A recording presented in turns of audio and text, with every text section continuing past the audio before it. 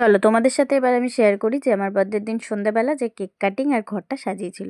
প্রথমেই তো ডেকোরেশনটা তোমাদের সাথে আমি দেখিয়ে দিলাম, আর ফুল দিয়ে খুব সুন্দরভাবে আমার নামটা নিচে লেখা ছিল মিষ্টি। আর কেকের সামনের নামটা ঢেকে গেছিলো বলে আমি বলছিলাম কি রে আমার নামটাই তো ঢেকে গেছে, তাই জন্য সুজি ঠিক করে দিল।